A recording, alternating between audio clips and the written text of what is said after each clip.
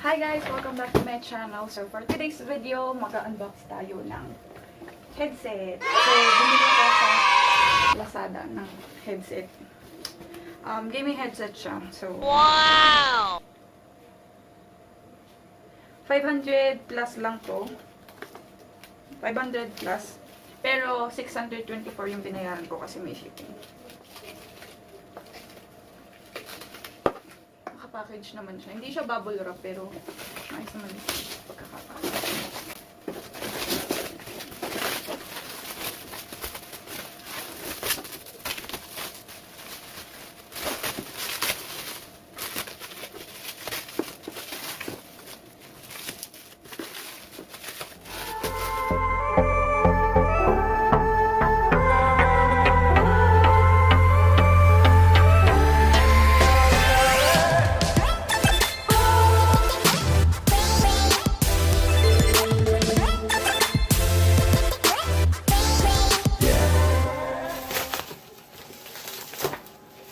It's X-G77 gaming headset. Here. TYLEX. Medyo may UP lang yung box niya. Pero, okay naman. So, adjustable headband. LED glare. Easy volume adjust. USB. So, yung pangkabit niya, is USB and 3.5 mm na jack. So, product name X-G77. Product model eSports headset microphone. Material ABS, plastic and synthetic leather. Line length 2 meters. Connection type 3.5 mm USB. Or USB. Warranty period 6 months.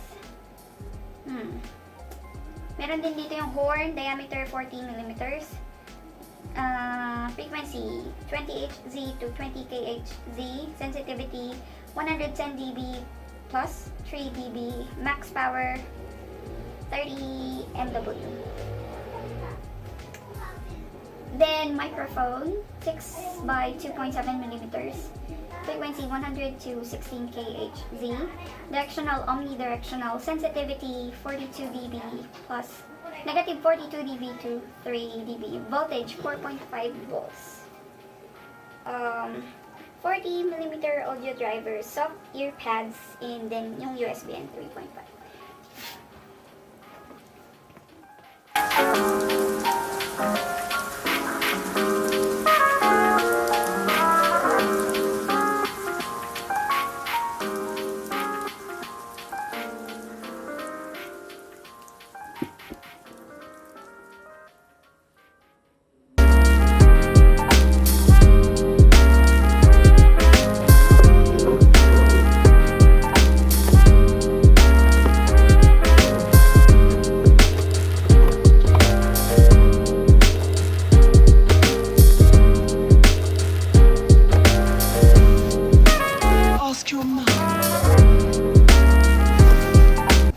Na-open na natin siya.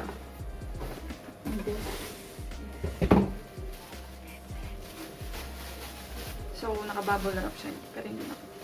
Ang laki naman pala nito.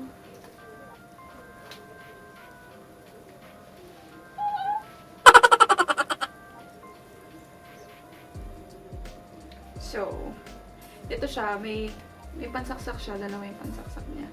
Pwedeng USB and pwedeng 3.5 mm. So, try na natin siya. So, ayun na nga. Ito na yung headset. I-try na natin siya. So, ito yung closer look. Meron siyang volume adjust dito. Adjust ng volume. Then, ito yung ano niya. This is the mic. So, ayan.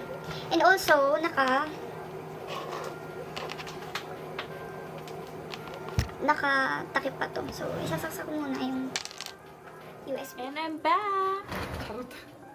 Ayan na, may ilaw na siya. Wow!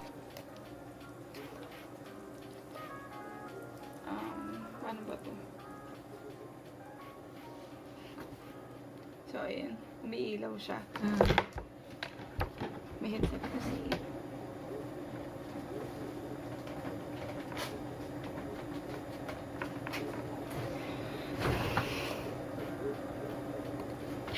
So, try na natin siya.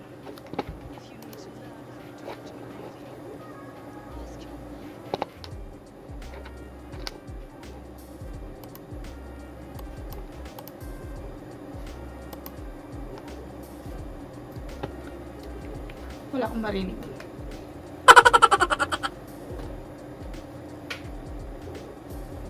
Ilaw naman siya.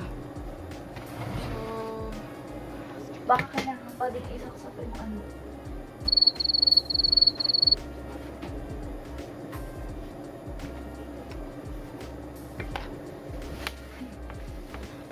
Sinaksak ko na yung ear headphone.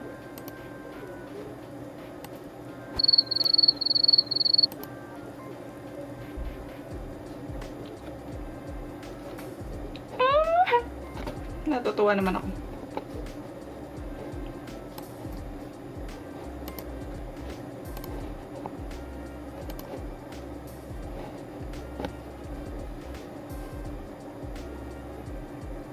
Gumagana naman yung dito.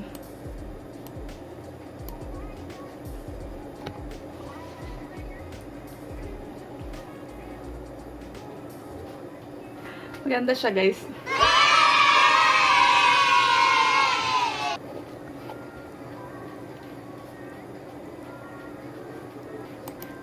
Okay naman siya, guys. Pero try natin yung Skype.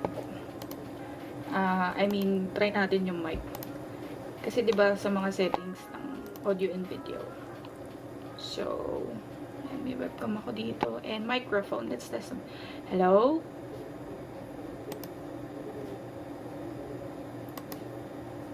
Hello? Gumagana naman yung microphone. Gumagana din yung... Hi guys! So, ayun na nga. I'll give my final thoughts dito sa headset na to. Nabili ko siya since May for less than 600 pesos plus shipping fee. And, ayun. Gumagana naman siya sa phone kasi nakasaksak siya ngayon sa phone ko. And may mali ako nasabi before na sabi ko pwede yung USB or yung jack na gamitin. So, mali pala yun. So, ang pwede lang pala is yung jack talaga. So, yung USB niya is for the LED light. So, kung makikita nyo, walang ilaw yung dito niya. So, ayun. Ano pa ba? Yung mic, okay naman. Pero, they claim na may noise cancellation daw yung mic. So, kung may naririnig kayong tilaok ng manok or tahol ng aso sa labas ng bahay namin. So, hindi masyadong effective yung noise cancellation niya. So, ayun. And, ano pa ba? Wala ka din masyadong maririnig kapag suot mo to. Maririnig na background noise kapag suot mo to kasi nga dahil dito sa ganito niya. So, okay naman siya. Yung sounds, maganda naman siya. For its price, okay na din. Pero, if you're sanay or kagaya ko sanay kayong gumamit or ginagamit nyo for work, hindi ko to ina-advise kasi nasanay ako nung may mute button, alam niyo yun, may mute dito sa line. So, pag nasa Skype ka, nasa Zoom ka, pwede mong i-mute lang dito. Since wala siyang ganon dito or walang mute button dito. So, ayun, kailangan mo pang i-mute doon sa app mismo na ginagamit mo for video calling. Or, ayun, bibili ka nung separate na na device or tool para doon sa mute So, ayun lang naman. Ano pa ba? Gumagana siya sa phone. Yun yung ginagamit natin ngayon. Na-try ko siya sa Wheezing. Maganda naman. And na-try ko siya sa ibang apps. Yun nga lang, yung sa ibang apps, parang mahina siya. Ayun. So, ito yung style niya, guys.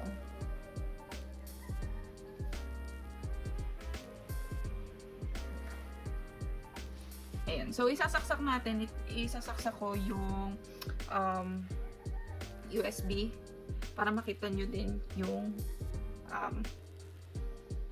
ilaw niya. So,